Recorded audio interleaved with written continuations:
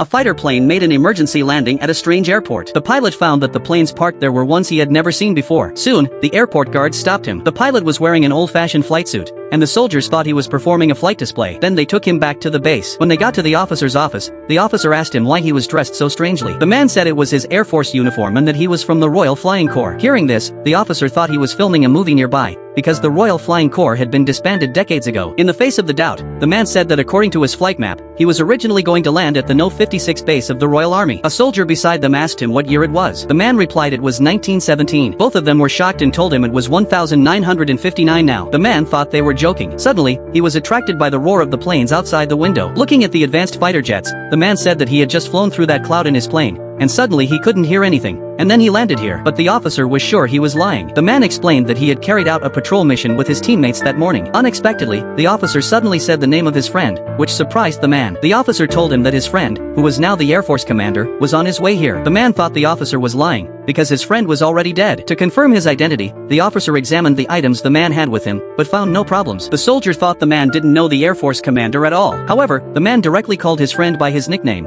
and this was a name only the two of them knew. At this moment, the commander's helicopter was about to arrive, but the man was extremely nervous. He said he was a coward. When his friend was surrounded by enemy planes, he chose to run away, and that's why he was here. The soldier said that maybe his friend had waited for the reinforcements. At this time, the man suddenly realized something. While the soldier turned around, he knocked him down. Then he ran out of the building, found his plane, moved the propeller, and started the engine. He quickly boarded the old-fashioned plane and rushed towards that cloud. The plane disappeared into the clouds. Just then, the commander came to the office. The soldier asked if he knew the man. The commander said of course he did. When they were on a patrol mission, they had encountered enemy planes. At first, the man pulled up his fighter plane and disappeared into the clouds, but he soon came back. After taking down the enemy planes, he was shot and crashed. At this time, the officer rummaged through the man's belongings and found his pilot's license. The commander also recognized his friend's pocket watch. Then the soldier called the commander by his nickname. The commander was stunned when he heard it, and the soldier then realized that everything the man had said was true.